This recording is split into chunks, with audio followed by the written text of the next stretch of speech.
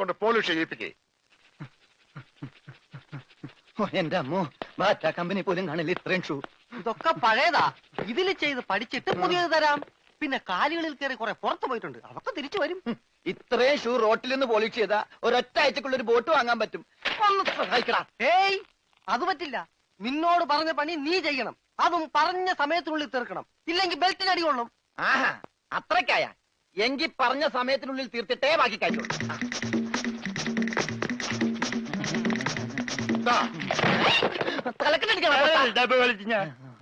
പെട്ടെന്ന് തീർത്താൽ ഉടനെ അടുത്ത പണി തരാം.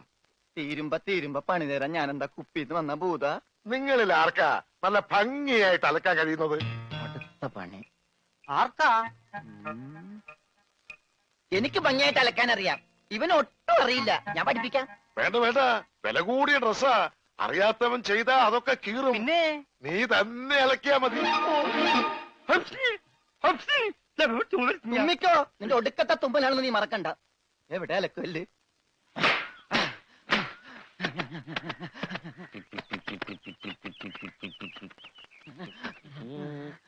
അവന്റെ ഒടുക്കത്തൊരു ടൈറ്റാനിക് ഉണ്ടാക്കി കളിക്കലി എല്ലാം മുങ്ങി പോട്ടെ. 10 മണിയുള്ള ഉടുപ്പ് കൊടുത്തോണ്ടല്ലേ അവനീ പോസ് കാണിക്കണത്. മര്യാദക്ക് ഇന്ന് അലക്കടാ, ഇല്ലെങ്കിൽ മനീന്ദർ സാബ് നിന്നെ എടുത്തിട്ട് അലക്കും. അതെ, അറിയാൻ പാടില്ലാണ്ട് ചോദിക്കുക. 2 വർഷമായിട്ട് ഇവിടെ അലക്കുന്നതിന് ഒന്നുമില്ലേ? വാചടിക്കാതെ വേഗം അലക്കടോ, ബാക്കിയുള്ളവരും തുണിയും കൊണ്ട് വരണുണ്ട്. നന്നായി. അതെ, ഈ വീട്ടിൽ എത്ര കുടുംബങ്ങളുണ്ട്? 10-16 കുടുംബങ്ങളുണ്ടാവും. എന്നാ പിന്നെ ഇതൊരു ജില്ലയായിട്ടൊക്കെ പ്രഖ്യാപിച്ചൂടെ? എന്റെ അമ്മേ, ഇത് ഏത് കാലമാടന്റെയാണ്? സാബിന്റെയാ. ബെഡാ സാബ.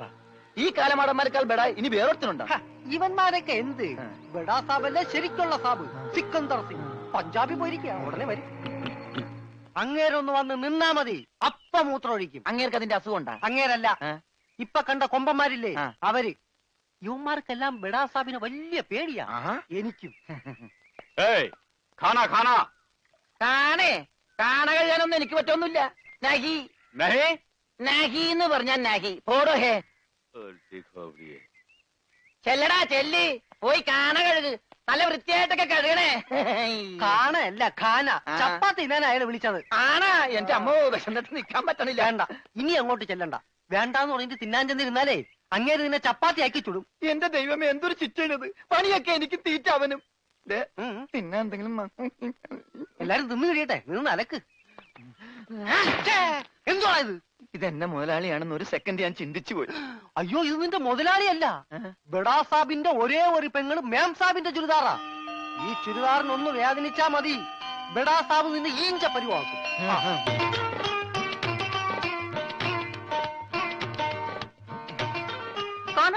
ഞാൻ ചപ്പാത്തി കഴിക്കാറില്ല, ചോറാണ് തിന്നണത്. അതുകൊണ്ട് എനിക്ക് ഹിന്ദി അറിയാനും പാടില്ല. അതാണ് കാണാന്ന് പറഞ്ഞപ്പോ ഞാൻ വേണ്ടാന്ന് പറഞ്ഞത്. ബെച്ചെന്നിട്ട് അലക്കാൻ പറ്റണല്ലോ, ഇത്തിരി ചോറ് തരും. ഓ, ഇതും ഹിന്ദിയാണ്. എനിക്ക് ചപ്പാത്തി നഹി നഹി, എനിക്ക് ചോർ ചോർ ചോർ. ആ ചോർ. Yes, I am Chor, no കഞ്ഞി. അച്ചാറെങ്കിൽ അച്ചാറ്. കോഴിമാങ്ങേ, ചോറ് ഇത്ര ദൂരെ കൊണ്ട് വെച്ചേക്കണത്. ഒരാൾക്കുള്ള ചോറേ ചോറ് ചോറേ.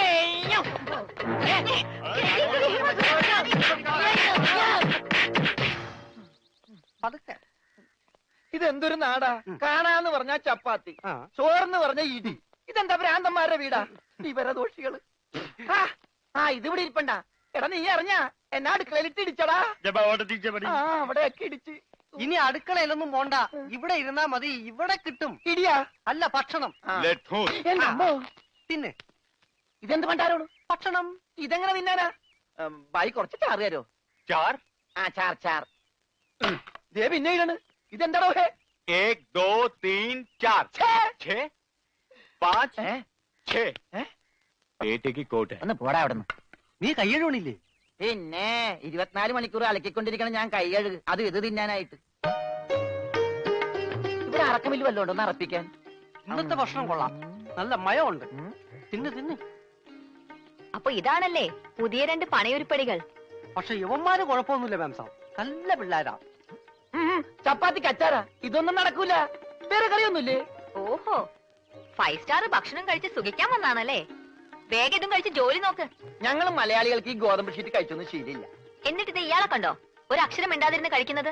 അവൻ എന്തു കൊടുത്താലും ഒന്നും മിണ്ടില്ല, എന്തു പറഞ്ഞാലും കേൾക്കുകയില്ല. എന്താ പൊട്ടനാ? അതെ, പൊട്ടനാ. എന്ന് വെച്ചാൽ അതിന്റെ അഹംഭാവം അവനില്ലട്ടാ.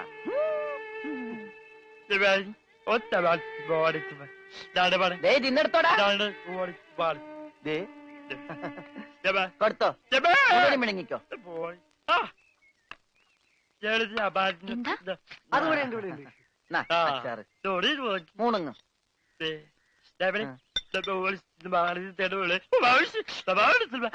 ഹോർലിക്സിൽ ബോൺവിറ്റ അലക്കി കൊടുക്കാൻ.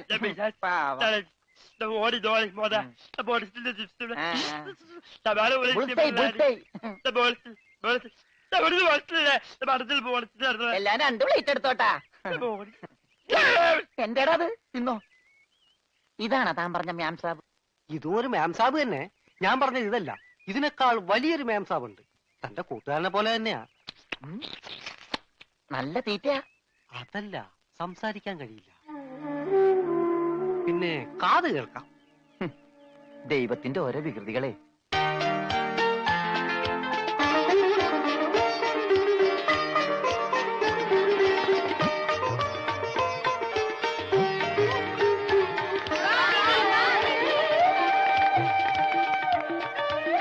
പൂജ, ഇങ്ങ് വന്നേ, ഒരു സംഗതി കാണിച്ചു തരാം. വാ, ഒരാളെ ഞാൻ നിനക്ക് കാണിച്ചു തരാം. നീ കാണേണ്ട ആളാ.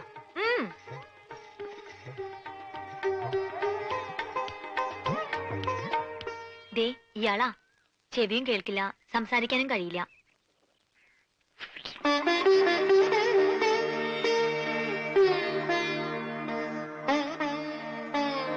പക്ഷെ കേൾക്കാനും സംസാരിക്കാനും കഴിയുന്ന ആളെ പോലെ തന്നെയാ പെരുമാറ്റം.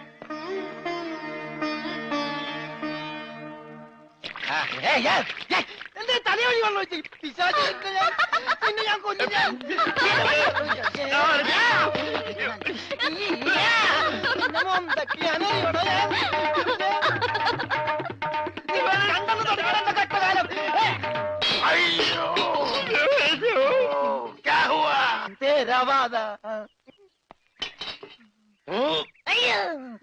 ഞാൻ സാബിനെ കണ്ടില്ലായിരുന്നു. ഓഹോ, ഓ, കാണാതെ എത്ര കൃത്യമായിട്ട് ഇവിടെ തന്നെ നീ എങ്ങനെ എറിഞ്ഞു കൊള്ളുത്തറ? ഞാൻ ദൈവനെ എറിഞ്ഞത്. ഈ മിണ്ടാപ്പുറാണിയാണോ നീ എറിഞ്ഞത്? എടാ എറിയടാ, അവന്റെ മോന്തയ്ക്ക് തന്നെ കൊള്ളണം. ഈ ഭാഗത്ത് എറി.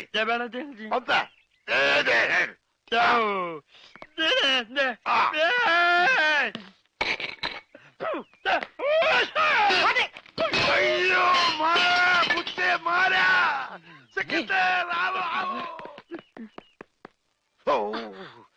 तेरे वर्गा बेवकूफ इस जगह मिस मिलना मुश्किल है. നീ എന്ത് വേണേലും പറഞ്ഞു, പക്ഷെ പഞ്ചാബി മാത്രം പറയരുത്. കയ്യിലെ പണം കൊടുത്ത് മൊന്തോണ്ട് ഏറ് വാങ്ങുന്നയാള് ഈ ലോകത്ത് എന്റെ ഭർത്താവ് മാത്രമേ കാണൂന്നാ പറഞ്ഞത്. പഞ്ചാബി പറയാൻ പാടില്ലെന്ന്. എന്താ പറഞ്ഞാല്? ഈ നാട്ടിൽ താമസിക്കുമ്പോ വീട്ടിൽ പോലും നമ്മൾ ഇവിടുത്തെ ഭാഷയെ പറയാവൂ. അല്ലെങ്കിൽ മുഴുമലയാളമായിട്ട് ചെല്ലുന്ന നമ്മളെ എല്ലാവരും കളിയാക്കും, ഒറ്റപ്പെടുത്തും എന്നല്ലേ സിക്കന്ദർ പറഞ്ഞിട്ടുള്ളത്? ഓ, എന്തു പറഞ്ഞാലും സിക്കന്ദർ സിക്കന്ദർ. ഇത്രയ്ക്ക് പേടിക്കാൻ നിങ്ങളുടെ ജ്യേഷ്ഠനൊന്നും അല്ലല്ലോ. ജ്യേഷ്ഠന്റെ പുത്രനല്ലേ? ആ, ജ്യേഷ്ഠപുത്രൻ തന്നെ. പക്ഷെ ഞാൻ അവനെ എന്റെ ജ്യേഷ്ഠന്റെ സ്ഥാനത്താ കാണുന്നത്. അവൻ പറയുന്നതാണ് ഈ വീട്ടിലെ നിയമം. നീയും അതനുസരിച്ചാ മതി.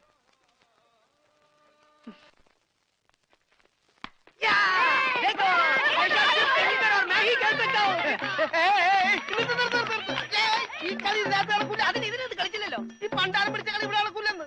കാലൊടിഞ്ഞ എന്ത് ചെയ്യും? കാലൊടിഞ്ഞ പ്ലാസ്റ്റർ ഇടും. നിന്റെയൊക്കെ കാലൊടിഞ്ഞ പ്ലാസ്റ്ററാ. ഈ തൂണിന്റെ ഒക്കെ കാലൊടിഞ്ഞാൽ പ്ലാസ്റ്റർ ഇടാൻ പറ്റൂല. പ്ലാസ്റ്റിക്കാണ്. ഞാൻ പോണോന്നാ? നീ പോണോ? ഈ കാണുന്നതല്ല എന്റെ. എനിക്ക് ഇഷ്ടമുള്ളപ്പോ ഞാനിവിടെ വരും.